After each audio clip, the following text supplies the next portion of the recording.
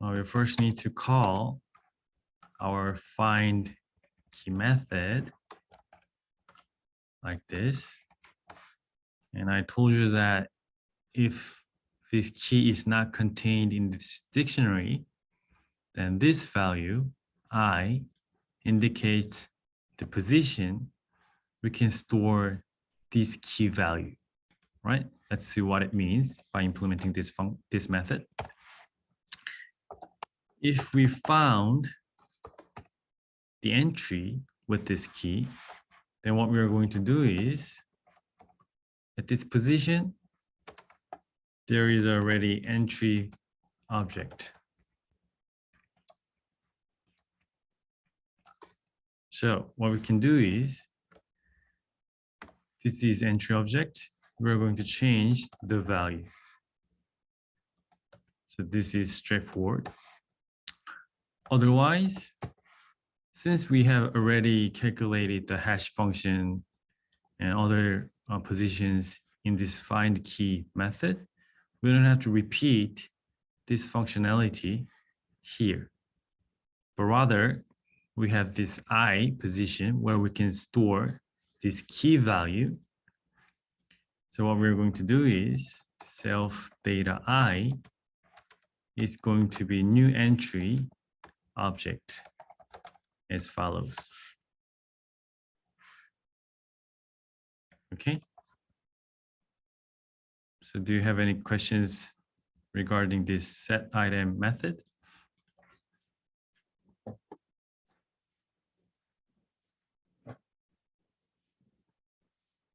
All right, cool. Let's move on. So we've talked about chaining and open addressing to resolve the collision problems. And the analysis is out of the scope of EC2202, but it is similar to the chaining. The complexity is similar to O lambda, right? And in fact, most of hash functions or hash table or dictionaries map objects in Python, C++, or Java, or other languages, they adopt this open addressing method because this one is much efficient. In the case of chaining, there might be some spaces that are not used. So it is not that efficient in respect of memory usage. So in modern languages, computer languages, programming languages, they adopt open addressing scheme. Okay. And we've talked about hash functions a lot. However, what is a good hash function? There are three methods. The first one is division method, and the second one is called multiplication method, and the third one is universal hashing. And the last one is known as the best hash function. So in most modern language adopt this universal hashing function. You don't have to understand the mathematical interpretation of these hash functions. You just need to know that there are some good hash functions that people use a lot. And the reason why I'm showing this hash function is when you're implementing some objects on your own, sometimes you need to define your own hash function. In such cases, do not try to invent your own hash function, but use one of these three hash functions. Okay, so let's have a look at the first one first. This hash function is very simple. As we use this function in our implementation, this one just calculates the remainder of k divided by m. And in general, we use a prime number for m. Okay, and the multiplication method, the performance is average compared to division method and universal hashing.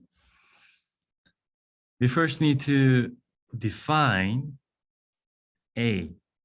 You can choose any number between 0 and 1. And since it is going to be float, we're going to mod 1, this value. So we multiply this a with the given key. And this mod 1 means we are deleting the floating part, but we only take the integer part. So after this operation, we're going to have an integer. And we choose n, and here you can choose any p. So by choosing a and p, you are defining your own multiplication method hash function. Okay? So you choose a and n, and a has to be between 0 and 1. And you can choose any p and make n to the power of p. And you can construct your own hash function. And the third one is the most popular one and the most efficient one. Here again, you need to choose 4 numbers. The first one is a, second one is b, and p and m. And a and b are integers between -1 and p. So you can have values from 0 to p minus 1. And p and m are primes. So rather than defining your own hash function means you choose some values, a, b, p, m, in the case of universal hashing. In the case of multiplication method, you need to choose n and a, actually p and a. And in the case of division method, you just need to choose m, right? So that is how you define your own hash functions. Do not try to invent your own equation, but use one of these when you need to define your own hash functions, okay? And you don't have to memorize these 3 equations, okay? It is just a reference. And I will show you how you can use these hash functions by talking about practical issues with defining objects or hash functions.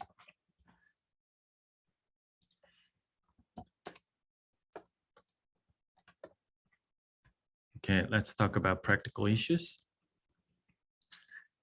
Let's say we want to define a new class called point. And this one is very simple object.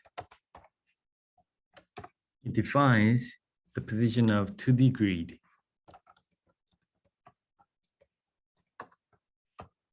So this is very simple. And another method we can implement is wrapper method.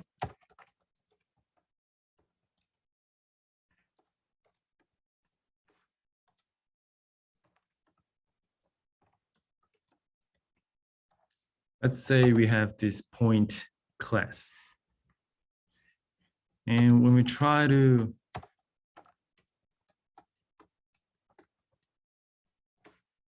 add this point object we defined on our own,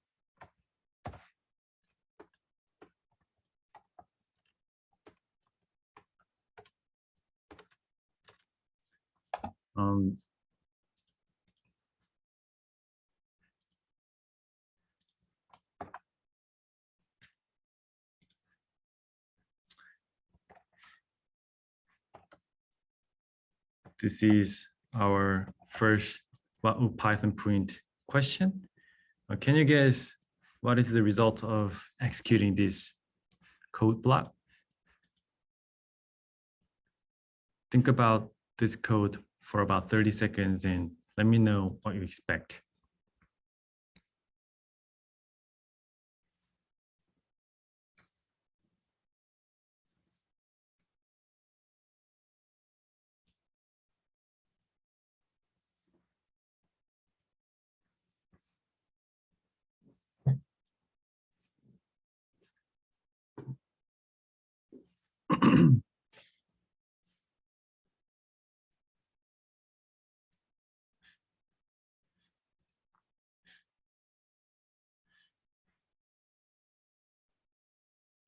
All right, let's see what happens. When we run this one is going to say this set S contains point 3.5. However, when we want to check whether this point is inside this set, then it says it does not contain this point, although it has this one. So why is that so?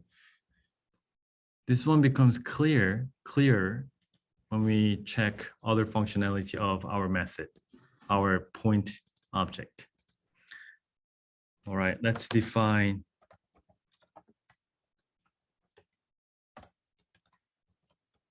P and Q. And when we want to print out P equals Q, then it says they are not the same points. Okay. And when we print out, actually this hash function is the default hash function provided by Python. You can use this one when you want. And if 2 points are the same, then they have to have the same hash value. However, when we run this, these two have different hash values. So what we want to do here is we are going to define the eq method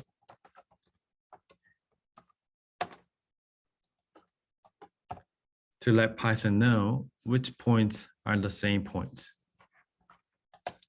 This is very simple to implement. We just need to check whether the x value are the same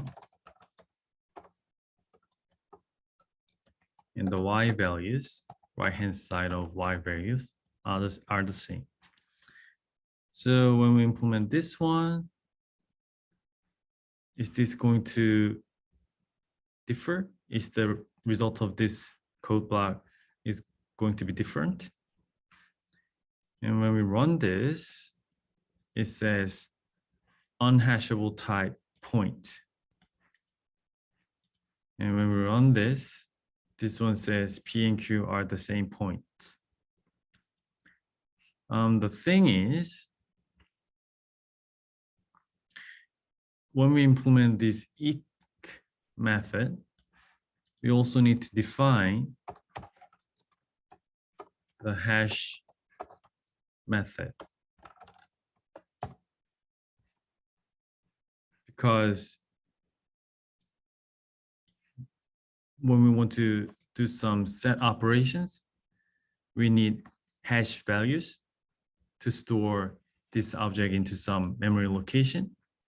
So to store some objects inside set or dictionaries, we need to define these two methods.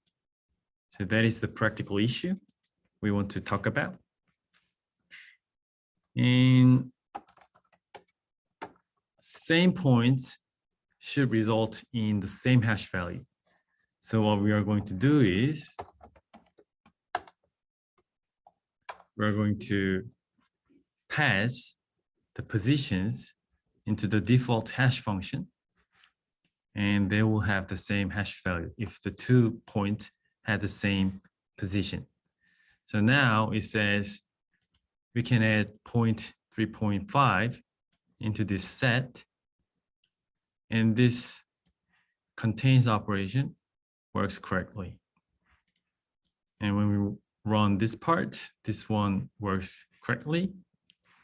And when we print the hash value of these two objects, because they have the same positions, they have the same hash value. However,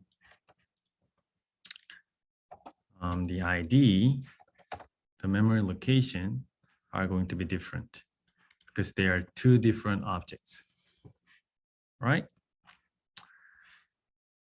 And the last thing I want to talk about today is mutable keys. So here, we're going to define 3.5 again. And we're going to define a set here like this. And we're going to add this P point into this set. And let's see what happens. So this one contains S. And now what we want to do is we're going to change the Y position of P. So rather than having 5, we're going to have 9, like this. And when we print S, then it says it contains 3.9. And let's see what happens when we run this code. This one says 3.9 is not in S, the set S. And when we run this part, this one says 3.5 is not in S. So what happened?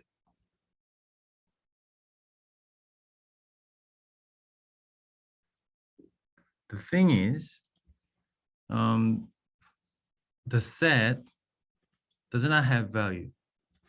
This object is going to be just key value, key, right? And Python does not allow keys to be mutable. So when you define a dictionary,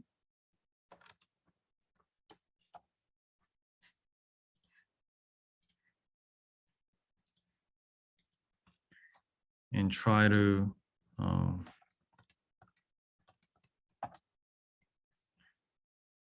store list as key, it says unhashable type list. The reason is if keys can change its values or other things or different shapes, and it is not going to be able to follow where they are. It is not hashable. So that is why Python does not allow mutable objects, the objects we can change the values, become keys. So tuples are immutable. Once we define tuple, we cannot change the value of the items inside tuples. But when it comes to list, we can change the value of list. So we can use tuples as keys. However, for lists, we can use them as keys. All right.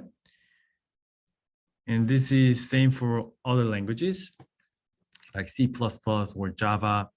They have dictionaries as well. However, they do not allow mutable objects to be keys.